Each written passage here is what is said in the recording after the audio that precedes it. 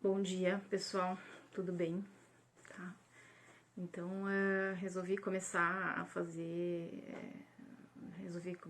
essa videoaula, né, gravar esse vídeo, sabendo, né, que eu não tenho os melhores recursos, né, gente, fiz vários testes aqui para ver como fazer, como me organizar, né, que material utilizar, né, e tô fazendo aqui com o que eu tenho em casa, né, então de antemão eu peço desculpa a vocês, né, certamente não é um vídeo profissional, longe de ser, né? É um vídeo caseiro, uma solução caseira, né, para um problema que tá aí, que a gente não sabe até quando vai levar, né? Então, uma tentativa de levar para vocês algum material, né, ou promover alguma interação nossa, né, para que vocês possam ter um entendimento um pouco mais claro do Nietzsche, não só com o material que eu pus lá no Google Sala de Aula, tá? Então, gente, eu estou disponibilizando essa aula, que seria a aula 2 do Nietzsche, né, para todas as turmas, né. Eu sei que algumas turmas já tiveram essa aula, mas como muitos alunos não puderam vir, já com essa preocupação, né, de não ir até a escola e tudo mais, ou já não estavam bem, estavam gripados, então já era uma orientação de ficar isolado, tá? Então, em função disso, eu estou disponibilizando para todas as turmas, né? Algumas turmas já tiveram essa aula, então os alunos que assistiram a aula presencialmente não precisam assistir. Os demais todos eu recomendo que assistam, né? A gente assistam antes de fazer o trabalho, né? Porque eu acho que pode ajudar vocês, tá? Então, a ideia não é uma aula longa, né? Não vai ter a duração de uma aula normal, obviamente, né? Mas é poder aqui reforçar, esclarecer alguns conceitos que vocês têm lá nos textos que eu indiquei, nos vídeos que eu postei, tá? Então, vamos lá. Preparei uns cartazes, tá, gente? Vamos ver se funciona. Vocês depois me deem um retorno do que vocês acharam da aula, tá, gente? Até para eu poder melhorar e poder ver como é que eu posso fazer daqui para frente. Se tiverem sugestões também, gente, tudo é muito válido, né? Nessa hora a gente tem que se ajudar a ser flexível, compreensível, né? Tá todo mundo tentando fazer o melhor, tá? Então, vamos lá. Primeiro conceito, né, nessa segunda aula que eu queria sistematizar com vocês é o conceito do niilismo, né? Por quê? Porque muito se fala, né, se o Nietzsche é ou não niilista, né? Vocês vão ver em alguns livros, alguns textos, alguns comentadores vão dizer, olha, Nietzsche é um filósofo niilista, né? Outros vão dizer, não, Nietzsche não é niilista, Nietzsche critica o niilismo, Nietzsche quer a superação do niilismo, né? Então tem todo um debate sobre se Nietzsche é ou não niilista, tá? Uma primeira coisa que a gente precisa esclarecer, para a gente poder entender, né, se ele é ou não niilista, é exatamente o que é o niilismo, né? Tá? Então, se a gente pegar a palavra niilismo e traduzi-la literalmente, né, pegar o significado dessa palavra, né, a gente vai ver que nihil, a primeira parte, significa nada, né? Então, niilismo, literalmente, significaria uma espécie de culto, reverência ao nada, tá?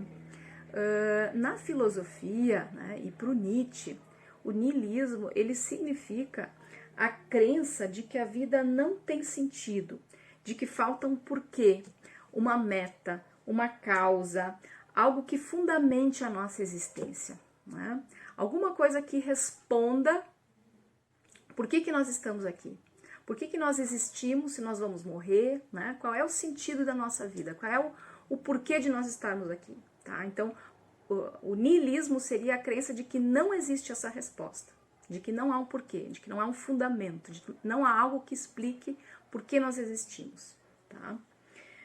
Bom, para o Nietzsche, né, existem pelo menos 2 níveis de niilismo, né? O primeiro nível de niilismo, que ele vai chamar de niilismo incompleto, é um niilismo mais superficial, né? Um niilismo mais brando, mais leve, né?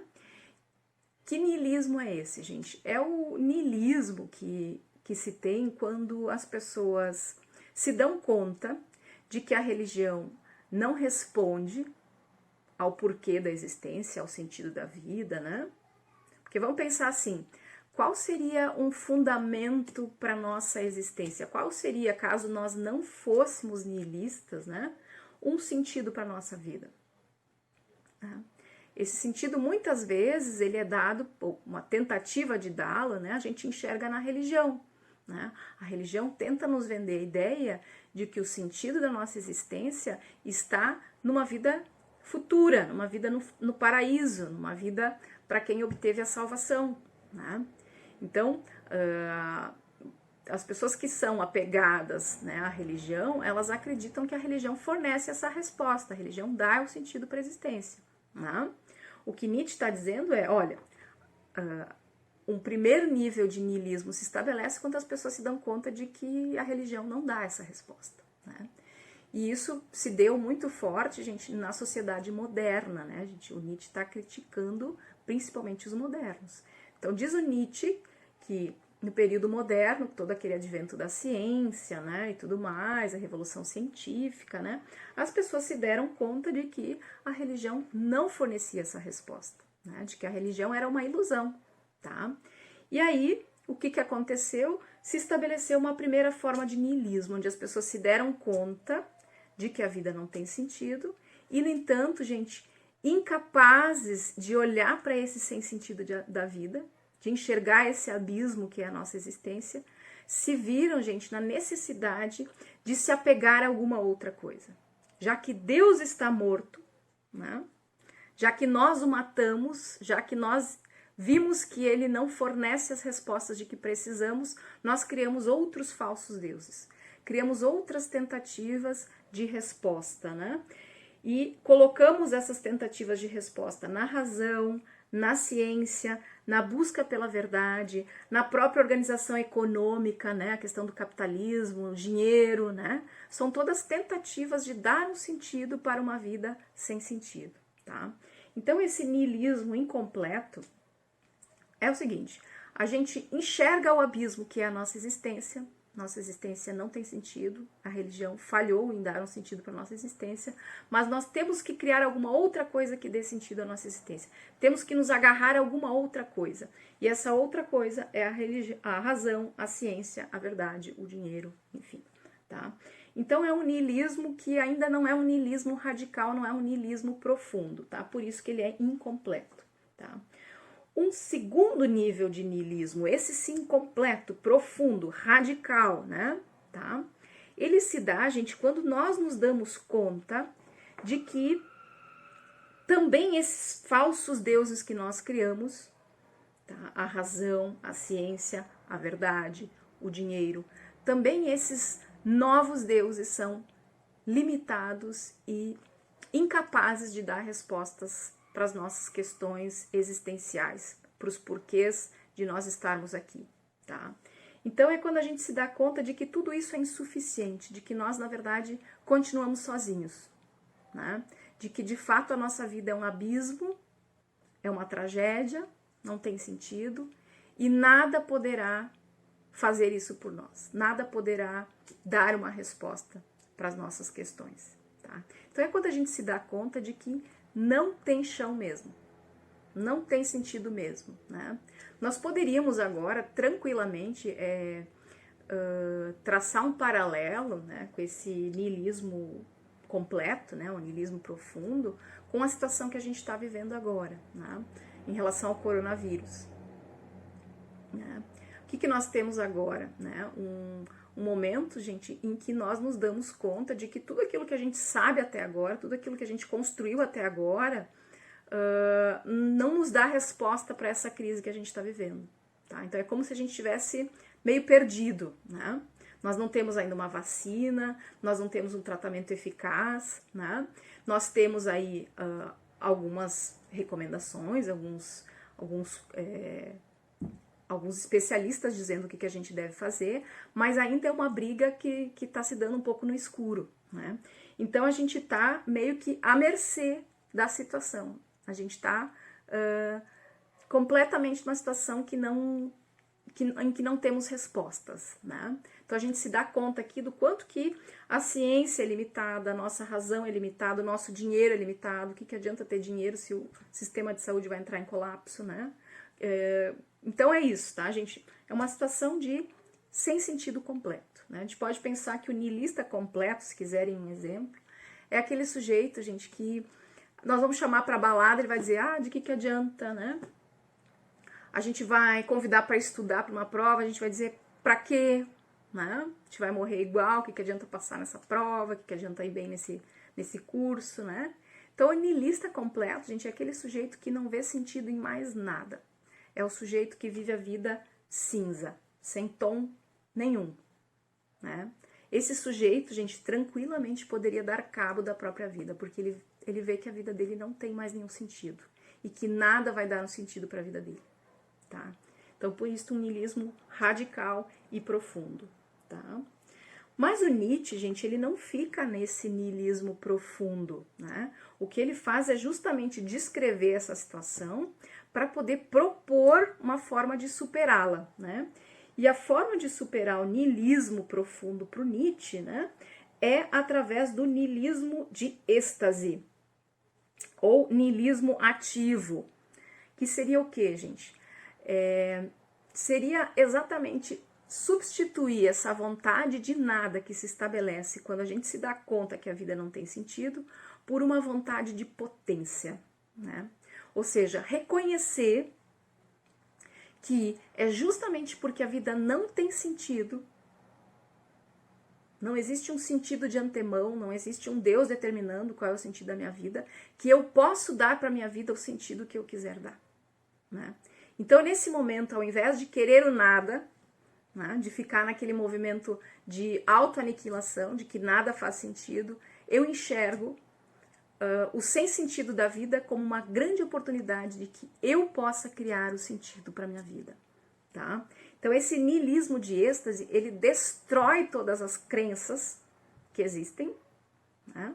Ele aceita que nada disso mais faz sentido, mas ele reconhece nisso uma grande oportunidade para que eu possa encontrar o sentido da minha vida dentro da minha própria vida e não fora dela, tá? Então, por isso é um niilismo ativo, um niilismo de êxtase, tá? Certo? É onde eu crio eu mesmo o sentido, os valores para minha existência. Bom, daí, né, gente, a gente poderia se perguntar, bom, mas então o Nietzsche é ou não niilista, né? De novo aquela pergunta que eu coloquei no início, tá? Diante do que eu expliquei para vocês sobre o que é o niilismo completo, incompleto, niilismo de êxtase, a gente poderia então chegar à seguinte conclusão, né? Então, Nietzsche é ou não é niilista? Sim e não. Ele é e ao mesmo tempo não é niilista, né? Isso com Nietzsche é possível, né? Nietzsche é o cara que transvalora a própria lógica, né? Tá? Que desvirtua a própria lógica. Então, no Nietzsche é possível ser e não ser ao mesmo tempo, né? O Nietzsche, então, é niilista no sentido de que ele reconhece que a vida não tem sentido, que a vida é vazia de significado, que não tem uma causa, um porquê, uma meta, um objetivo para a nossa existência. Então, nesse sentido, ele pode ser considerado um niilista, sim, tá? Por outro lado, né, ele propõe justamente superar esse sentimento de vazio total, né? Ele pretende que a gente, ao enxergar esse vazio da nossa existência, seja capaz de afirmar o valor da nossa própria vida, né? Criar o sentido para a nossa vida de dentro dela mesma, com os nossos próprios valores, com as coisas que têm significado para nós. Isso não significa a gente encontrar um sentido para a vida, mas significar a vida a partir das vivências que a gente tem dentro dela mesma. Então, cada dia eu levanto e eu enxergo um sentido na minha existência, né? Que não é o sentido da minha existência, mas que é um sentido possível para ela, tá? E que tem valor dentro daquela própria vivência e não fora dela, tá? Então ele não seria niilista porque ele pretende justamente superar o niilismo profundo. Ele está propondo uma forma de superação do niilismo, né? Ele está tentando ir para além do niilismo, tá? Mas ele parte do niilismo para isso. Então, ele é e não é ao mesmo tempo, certo? Então, eu coloquei aqui que no niilismo ativo, nega-se o nada e afirma-se a própria vida, né? Eu saio daquela vontade de nada e eu vejo sentido na própria vida, entendendo que ela é exatamente esse sem sentido, esse caos, essa alternância de sofrimento, de alegrias, né? Tá? E essa tragédia, né? É isso aí a vida e e isso me dá a oportunidade de criar um sentido para ela todos os dias, tá? Bom, a forma, então, para a gente superar o niilismo do Nietzsche nos leva para esse outro conceito super importante que a gente já conversou na aula passada, né? Que é a vontade de potência, que é esse impulso, essa força que nos move e que nos leva a querer sempre mais, a agregar mais força, a acumular mais força, a se superar, a romper resistências, romper barreiras, vencer desafios, né? Como uma forma, a gente, de testar a nossa força, de ter oportunidade de expressar a nossa vontade de viver, tá? Então, a vontade de potência, gente, é uma força criativa e criadora que nos movimenta, né? Tá? A sair desse negacionismo, essa coisa de que nada tem sentido, de que, né? A vontade de potência é aquela força de querer sempre mais, né? Tá? Bom, o conceito de vontade de potência em Nietzsche, gente, ele nos leva para uma relação com o tempo. Em que sentido? Se a gente pensar, em que tempo que nós somos potentes? Qual é o tempo em que nós temos potência? Tá? Podemos alguma coisa, gente, em relação ao passado? Temos alguma potência em relação ao que já passou? Coronavírus já tá aqui, gente, já tá, as pessoas já estão se contaminando, né? O que a gente pode fazer em relação a isso? Tem como mudar isso? Tem como eliminar, né? Não tem. O que passou, passou. O que já está, já é, né? Não há como mudar. Eu nada posso em relação ao passado, né? A prova que eu já fiz, já entreguei, a avaliação que eu já, né, já fiz. Não há nada que eu possa fazer a respeito. Em relação ao passado, gente, ao que já foi, eu nada posso.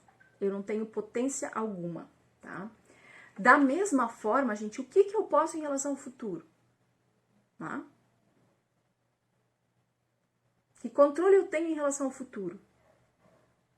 Embora a gente alimente uma grande expectativa, uma grande ilusão de que a gente controla o futuro, gente, de fato a gente não tem controle algum sobre o tempo que ainda não é, né? Vocês podem super se preparar para uma prova que vai acontecer no futuro, mas isso não garante a vocês que vocês irão bem nessa prova. Isso não garante vocês poder prever que questões que vão cair nessa prova, né? Isso não garante a vocês que vocês serão aprovados nessa prova, né? Não há nada que a gente possa fazer, gente, em relação ao tempo que ainda não é. A gente acha que pode, mas de fato a gente não pode. Nós sequer podemos prever, gente, o dia de amanhã. Se amanhã o sol vai nascer. Nós nada podemos em relação ao tempo futuro, assim como nada podemos em relação ao tempo passado, tá? Então, se nós nada podemos em relação ao passado e nada podemos em relação ao futuro, qual é o tempo que nos resta? Qual é o tempo em que a gente pode alguma coisa? Somente o presente. O tempo que nós podemos alguma coisa, o tempo da nossa potência, gente, é apenas o presente, tá? Nossa potência está somente no presente, no instante presente. Por quê, gente? Porque o instante presente. Porque o presente tem mais essa, né, gente? O presente é aquele tempo que no instante que é, já não é mais. Olha que interessante, né? Eu tô aqui, eu falo uma palavra, no instante que ela sai da minha boca, ela já tá no passado. Percebe? Eu já não consigo recolhê-la, né? Então, o presente é esse instante que é muito breve, é muito fugaz. A minha potência, ela tá num instante que é muito transitório, né? Tá? O presente é aquilo que quando é, já não é mais, né? Então, a potência realmente, ela tá no instante, numa coisa muito passageira, muito breve do presente, tá? Então, a vontade de potência, gente, nós podemos entendê-la como um grande convite do Nietzsche a que a gente viva a potência do aqui e do agora. Né? A que a gente se fixe no aqui e no agora, tá? No instante presente, porque é isso que nós temos, é só isso que nós temos, é só em relação a isso que nós podemos fazer alguma coisa, em relação ao agora, tá? E esse conceito, tá, gente, ele vai nos levar também para o conceito de eterno retorno do Nietzsche, que é um conceito que também tem relação com o tempo, tá? Vocês lembram quando Deixa eu só botar aqui um pouquinho para aliviar um pouco o braço. Vocês lembram quando na nossa última aula eu dei o exemplo de que uma pessoa se chateava comigo e me bofeteava, né? Vocês lembram? Ah, que teria ficado chateada com a minha aula, né? Com a intensidade com que eu, sendo porta-voz do Nietzsche, critiquei a religião e alguém na turma me bofeteava, né? Vocês lembram disso? Tá? E aí eu usei essa situação para falar um pouquinho de como o super-homem poderia reagir, né? Em comparação com como a gente poderia reagir levando em conta os valores cristãos, né? Então, levando em conta valores cristãos, eu poderia oferecer a outra face para a pessoa que me agrediu, né? Ou eu poderia perdoar, né? 70 vezes 7 a pessoa que me agrediu, né? Ou eu poderia simplesmente não reagir, né? Ter uma atitude, né, de compreensão e não reagir, né? Ou como Nietzscheana eu poderia revidar, né, com uma intensidade muito maior, né, de forma desproporcional, né? Eu até falei em dar um tiro na cara, né? Ou então eu poderia gargalhar, né, ter uma atitude inesperada, né, imprevisível, né? Eu poderia dançar na frente da pessoa, né, sambar na cara da pessoa, né? Enfim, eu poderia, como Nietzscheana, criar a minha resposta para essa situação, né? Muito bem, para que eu possa pensar, avaliar, né, a minha resposta diante de uma situação como essa, alguém me dá uma bofetada, né? Para o Nietzsche eu preciso pensar, levar em conta também a noção do eterno retorno. Estou ali diante da pessoa que me deu uma bofetada e estou avaliando qual vai ser a minha resposta para essa pessoa. Eu devo, nesse momento, gente, me perguntar, olha, se eu estivesse 1000 vezes nessa situação, qual seria a minha resposta? Se 1000 vezes eu estivesse diante dessa pessoa e a minha vontade fosse dar uma bofetada de volta nessa pessoa, eu deveria ir adiante e dar a bofetada. Se por um momento eu hesito em relação a essa pergunta, 1000 vezes eu daria uma bofetada nessa pessoa? Se eu hesito, né? Se eu reconheço que talvez essa não seja a vontade mais forte, gente, eu não devo ir adiante, tá? Por quê, gente? Pro Nietzsche, a nossa vontade, ela não é uma coisa muito cristalina, ela não é uma vontade única, uma vontade transparente que existe dentro de nós. Nós somos, na verdade, gente, um jogo de forças, né? Dentro de nós atuam uma série de vontades que estão em disputa. Então, em todas as situações que a gente vive, nessa que eu citei o exemplo, né? Nós não teremos uma única vontade, né? Nós teremos uma vontade que talvez vai se superar em relação às demais, né? Mas isso não significa que não existem outras vontades coexistindo, né? Talvez a minha vontade era perdoar aquela pessoa que está me batendo naquele momento, né? Me dando uma bofetada, né? Mas a vontade mais forte é dar uma bofetada de volta, né? Então, não quer dizer que não coexistam outras vontades internamente, né? Para usar um outro exemplo, né? Então, a gente está, por exemplo, diante de um buffet de sobremesa, né? Vou usar um exemplo bem gostoso, né? E tem lá, e a gente só pode escolher uma sobremesa, né? Mas tem lá o pudim e o mousse de chocolate, né? Eu escolho o pudim, mas isso não significa que eu não queria o mousse de chocolate, né? Eu queria também o mousse de chocolate. Mas talvez eu queria só um pouquinho mais o pudim do que o mousse de chocolate. Mas a vontade do mousse de chocolate está lá dentro de mim, né? Ou, gente, diante de uma escolha profissional, uma escolha acadêmica, né? Eu queria fazer matemática, mas eu queria também fazer engenharia, né? Qual vai ser a minha escolha? A minha escolha vai se pautar por uma vontade que naquele momento, na potência daquele instante, preponderou, foi mais forte que as demais, mas não quer dizer que as outras não estavam ali, as outras vontades, né? Então, a gente é uma síntese do próprio universo para o Nietzsche, né? Assim que a vida funciona, né? O jogo de forças o tempo todo para a gente administrar, né? Um turbilhão de coisas ali internamente, né? Que vem à tona e que a gente precisa lidar. Tá? Então, por isso o eterno retorno, eu dou para minha escolha, né? Eu dou para minha decisão, para minha vontade naquele momento, o peso de uma eternidade, né? Eu me pergunto, o que eu faria se estivesse 1000 vezes nessa situação, né? De novo, para usar um exemplo, vocês recebem uma prova, né, em que vocês não foram bem na prova, tá? Uma prova, uma disciplina importante no curso, todas são importantes, né? Mas uma prova, uma disciplina difícil, né? Vocês não vão bem diante daquela prova, vocês têm um resultado que frustra vocês e vocês pensam por um momento em largar o curso, né? Pá, fui trimal na prova, então, né? Vocês devem se perguntar nessa situação se 1000 vezes diante daquela prova vocês se largariam o curso, né? Se a resposta de vocês para essa pergunta é sim, gente, demorou, vocês estão no lugar errado, caiam fora do curso, né? Se vocês hesitam diante dessa vontade, vocês entendem que ela tá ali, mas ela tá coexistindo com outras vontades, e a vontade que se supera naquele momento é, não, apesar disso eu vou ficar no curso, né? Então, sigam no curso, né? Então, é dar para aquele momento o peso de uma eternidade. O que eu faria se eu estivesse eternamente vivendo essa situação, tá? Essa é a ideia do eterno retorno, tá, gente? Que eu vou, então, trazer aqui, né? O eterno retorno traz a ideia, então, de um tempo que se repete eternamente, né? E que eu devo dar a esse momento presente, né? O peso de uma eternidade, me perguntando, olha, viveria 1000 vezes esse momento, né? Viveria 1000 vezes a minha vida, né, gente? Tá? Isso vai nos levar para a ideia do amor fati, né? A ideia do amor fati, do amor ao destino do Nietzsche, né?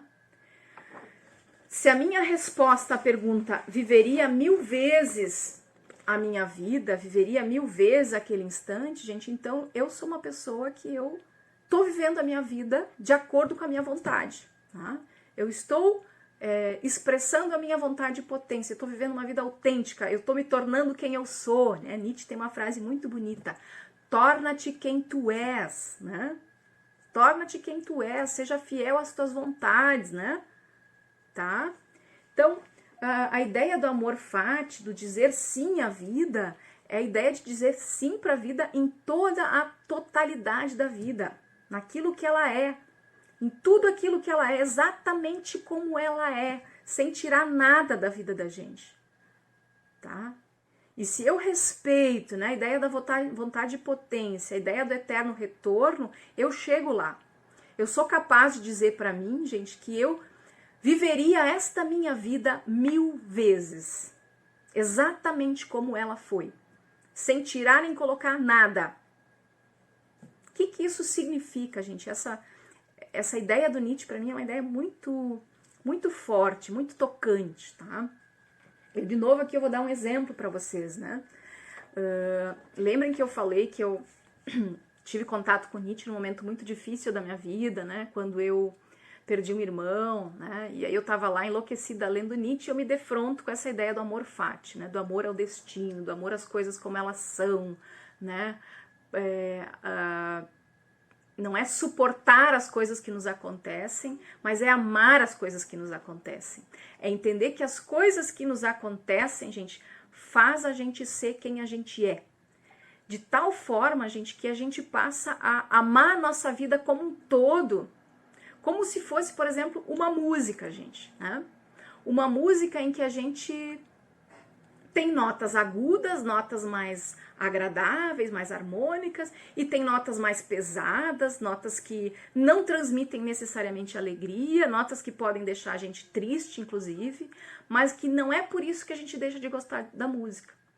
Ou é exatamente por causa dessa alternância que a gente gosta da música, né? E a gente seria incapaz de tirar dessa música que a gente gosta qualquer nota. A gente não tiraria as notas graves, a gente não tiraria as notas tristes, porque a gente gosta dessa música exatamente como ela é, tá? Então, de novo, voltando ao exemplo que eu queria dar para vocês, né?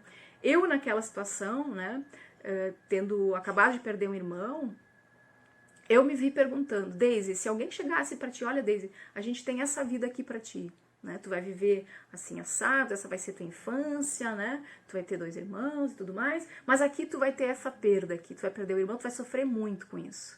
Tu quer essa vida exatamente como ela é? Pessoal, eu diria para mim mesma naquela oportunidade, 1000 vezes sim, né? 1000 vezes sim. Viveria de novo exatamente essa vida como ela é, né? Porque eu enxergo que esse sofrimento, ele me tornou mais forte, eu enxergo que esse sofrimento, ele faz parte da minha vida, né? Essa minha vida que não é só alegria, minha vida que é sofrimento, e que é dentro desse sofrimento que eu sou convocada a expressar minha vontade de viver, né? Isso tem muito a ver também, gente, com as pessoas que estão doentes, as pessoas que são pacientes terminais. É nessas situações, gente, muitas vezes que elas encontram a oportunidade de expressar o quanto que elas querem viver, né? O quanto que elas têm energia, elas têm força, né? Muitas vezes a vida dominada, aquele marasmo, né? É uma vida que nos entedia, uma vida que não nos desafia, é uma vida que não nos coloca resistências para romper, né? Então é isso que o Nietzsche está dizendo, né? Ah, é para eu ficar abatido porque eu não posso sair agora, estou isolado? Não, né? Vida, se é esse o desafio que você me coloca, me traz um mais forte, porque esse aqui não vai me derrotar, né? É para eu ficar desolado porque eu vou perder o ano, vou perder o emprego? Nada disso, vida. Me traz um desafio mais forte. Esse aqui, né, não vai me derrubar, né? Então é isso, né, gente?